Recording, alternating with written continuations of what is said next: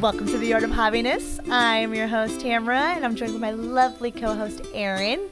And today we're going to talk about what children's hobbies becoming our hobbies. Something that we talk about quite often because, if you look at anybody who's a parent out there, just look at your current activities right now. What is your weekend filled with? If your answers are birthday parties and gymnastics classes, then you and I are in the same world. I think we have a lot to talk about here, Tam, on this. We've been diving into this and realized that our kids have taken over our lives, our leisure activities. Any leisure activity is completely filled with their leisure activity. I started thinking about before we had kids and, what our weekends consisted of versus what they look like now. And they're quite different. Yeah. Yeah. It was not it was birthday parties, but it wasn't like toddler birthday parties where we're jumping in foam pits. It was more like binge drinking and casinos. Yeah. That was essentially, or float trips. That was another one. Quite different. Concerts. Yes.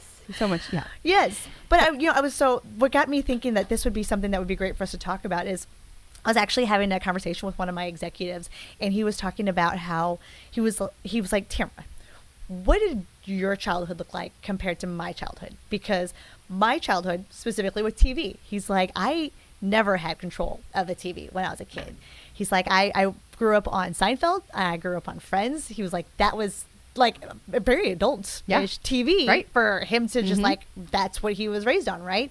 You watched what his parents were watching. He watched what his parents were watching. But then if you look at he's like, but now he's like I never control the TV. My kids control the TV. And that is absolutely true for me in my personal 100% life. in our household too. Bluey is on just all around. PBS kids at our house all the time. It's like, I don't even think that I have never even thought I'm going to sit down and watch one of my shows while the kids run around because they would go bonkers and then I would be like, I'm not even enjoying this because they're losing their minds and they're getting into shenanigans. So where did we go wrong? Well, and that's the question is it's like, why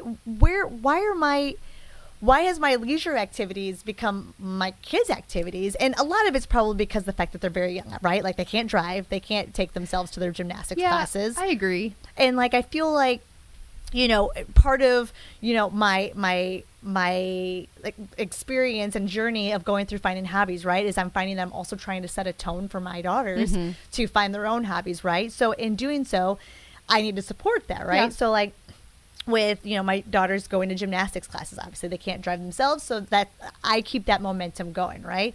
But I do a little pulse check with them, are you still having fun? Do you still want to do this? Do you want to try something new? To try to keep that culture going, of this is great that you're trying something new. If you're not vibing with it, let's transition to something. I don't know if my daughters are quite old enough to really pick up on that tone that I'm trying to push, but I feel better, I guess, just trying to push that out there. I think it's good to check in with your kids, but I guess at the heart of it though, it's when did it become all about the kids, right? And and it takes away space from our own activities to do that. And I wonder if is that an American thing or is that in all cultures?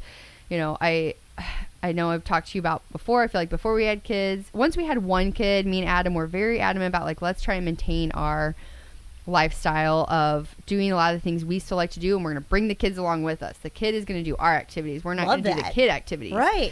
And I felt like for a while we were successful. When Roman was really little, we were able to do that. We put him in a little ergo baby and we took him along places. So give me an example of places that you we would take him out to eat and he was in the ergo baby and sleep, and we would we would go out to a fancy restaurant and take him, why not? And we would take him to the farmer's market. Or take him to, we do hiking, walking in the ergo baby or in the backpack, lots of things like that. So things that we enjoyed.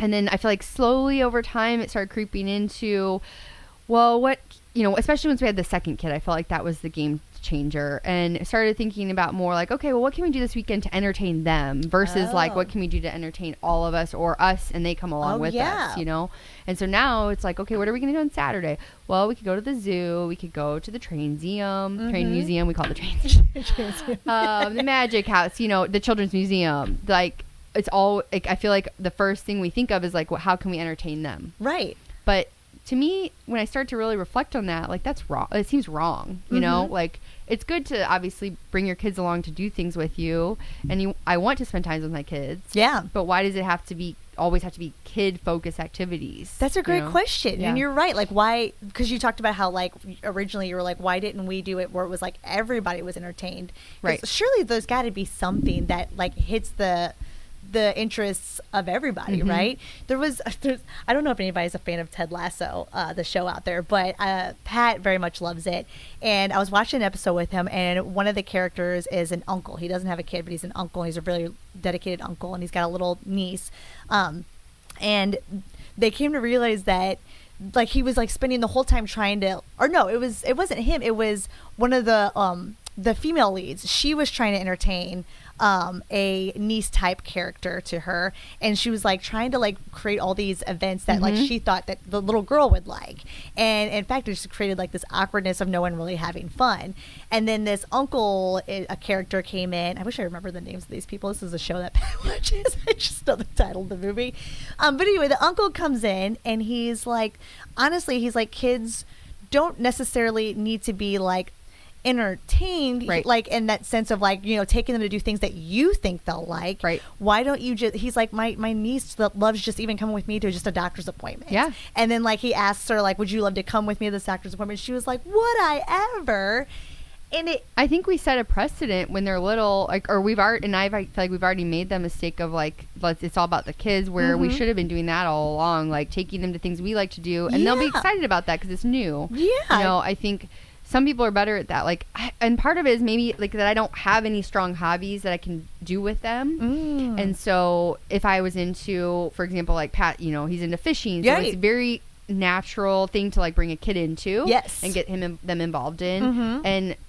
And then if they don't like it, well, this is what we're doing, you know, and like maybe they grow to love it, you know, but it's still a good family time. And so maybe it comes back to that. Like, I don't have strong hobbies, so I'm just going to do, I'm again latching on to my kid. Now I'm latching on my kids' activities, where I was previously latching on to Adam's activities, because it's just it's easier to do that. There's less decisions, less accountability, right? I don't know.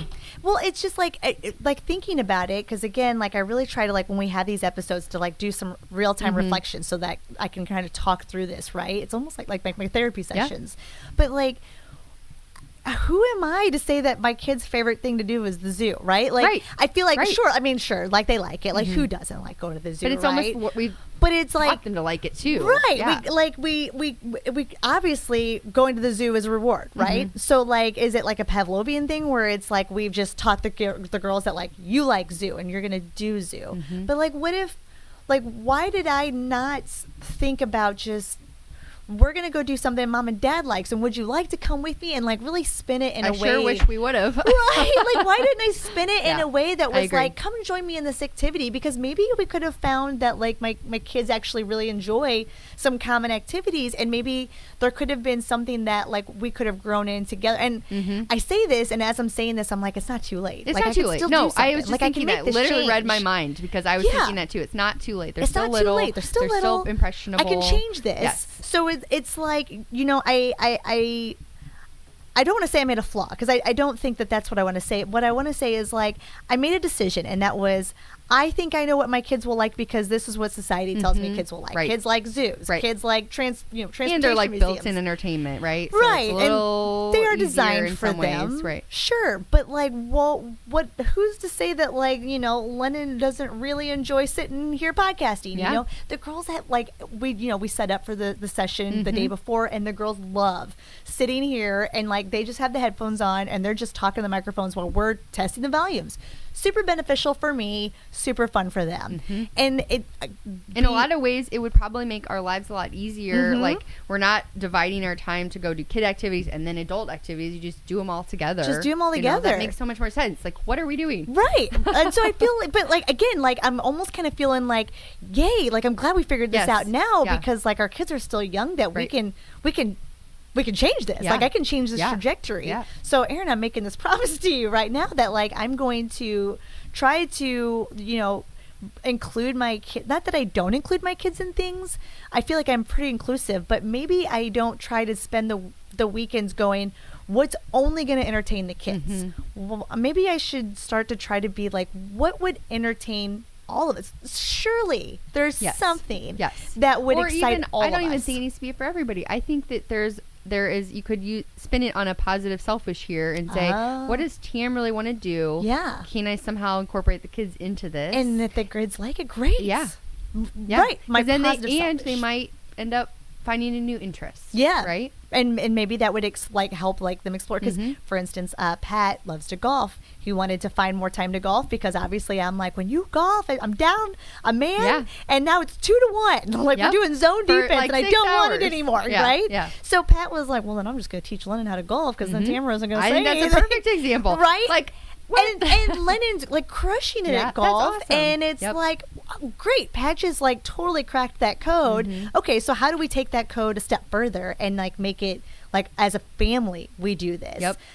So that's my vow to you, Erin, is I'm going to try to figure out a way. Now, obviously, I can't avoid birthday parties. People are just going to have them. And how many foam pits are there out there? We're going to the same two places. I mean, there's some things that obviously your kids are going to still want to do that you're going to want to support them in. Right. Like they got to be supportive of their friends and their birthday they parties. Want to do gymnastics, and you're going to take them to that. There's nothing wrong with that, but I think like the default shouldn't be what's going to make the kids happy. Right. The default should be either what's going to help the parents that we can bring the kids along to, or what can we do as a family that's going to be positive for everybody, you know.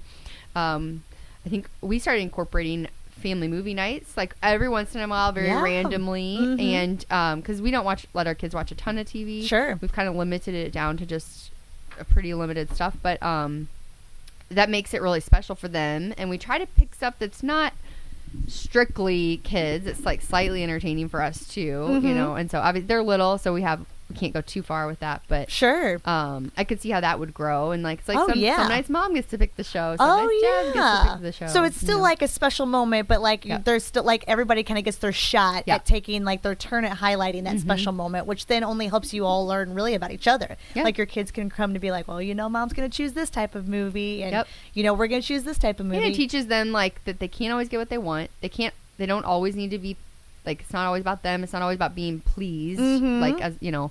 Yeah. Like, so I think there's a benefit for them too, to learn some patience, learn to like be adaptable. Yeah, absolutely. All right. That's what I'm going to do for you, Erin. Is I no longer will the weekends just be, what will the girls want to do? Like, I don't think that we need to make like that a vow for every weekend, but like, I agree. Surely there's got to be, you know, one weekend a month where we can be like, what's something that we can all do and enjoy, and it's not just purely making sure that I'm just corralling my kids through a museum. That, you know, and I think I want to get better too. The other thing I know that I do is like, I will save my errands and stuff for time when I don't have the kids. Oh yeah, because I'm like, it's so much easier to go run errands when you don't have them, right? Or if you only have one of them. But I want to be better about that too, because I feel like there is like even a value in them coming along to a mundane task. Truly. You know, and then, but it's probably kind of fun for them in some ways. Yeah, it goes back to that character that I was talking about inside last. My Schnucks. My Schnucks alone has like teeny tiny little carts. Yes, ours is too. My daughters live for those carts. Although I swear, I can't do that with two of them. No, when they start running around, it's got to be one kid. I mean, I can only give so much, right? I can only take this journey so far before I'm like, let's be real, Erin. Let's be real. Let's not try to tell these moms, take all 5 of your kids with all many cards. Not at all. Not at all. No, for me personally, I want to be like better about taking them to do those kind of things, you know, and like, and part of it is on me to set like really good boundaries with the kids, you know. I agree. The times where I have set really good boundaries to take them to do those things, it works out fine, and it's good for everybody. It really is, because like you feel fulfilled because you got to take off like a checklist item, but then you got to also do that with your kid, and like your kid got to kind of see like almost like bring your kid to work day. Yeah, kind of. It is, right? But it's like in your personal life, like with chores. Food doesn't magically show up at home. It doesn't just magically show up at home. Although in my house, Pat's the chef, so it's like food does magically appear on a plate for me, which is quite understand lovely. That. Yeah. I mean, I'm lucky in that way too. But I do use grocery shopping sometimes. But yeah, so I mean, I think I can't do it anymore. I can't only do foam pits, birthdays, and museums every weekend. There's it's part of the reason there's no space left for ourselves, right? Because we're just like filling it with, it's just a piece of it, but it is one. I need to take accountability. Yes, I need to take accountability of why there's less time for us. Exactly. You know, because we have put everybody else first. Right. And that's, I mean, that's kind of the we're just going to move up the little chain a little bit here, one step at a time. We are first. Self-care for ourselves is first. We're right there. Yeah. Well, I'm honestly, I feel like we take this and we go back and I'd be kind of curious. Will you keep me updated on how it goes for you? Like Absolutely. But I want honesty. Like if it's a total epic failure, can you just text me and be like, "Don't do it. Don't go back. Go back to the birthday parties and buffets. This was a dumb idea. Why did we ever do this episode?" Yeah, I'll tell you. No, I think it's just a good reminder. It's not like all or nothing, obviously. No, it's all trial and error. Like we're just trying to figure out who we are, and so, but we're also doing it in real time so that like even our listeners, like they could go, "Oh yeah, you're right. We're not doing the Chinook shopping carts. You girls are crazy." Yeah. I agree. So we'll check back in on that. So I think that wraps it up for today. Absolutely. We hope you enjoyed this topic and can relate a little bit to us. And we'd love to hear from our listeners. Yes, be sure to follow us on our socials so that you can see all of our fails at Chinooks. Oh my gosh, please. So thanks for joining us today on The Art of Hobbiness, where Tam and I talk about all things hobbies, happiness, and putting ourselves first. Yes. Bye. Bye.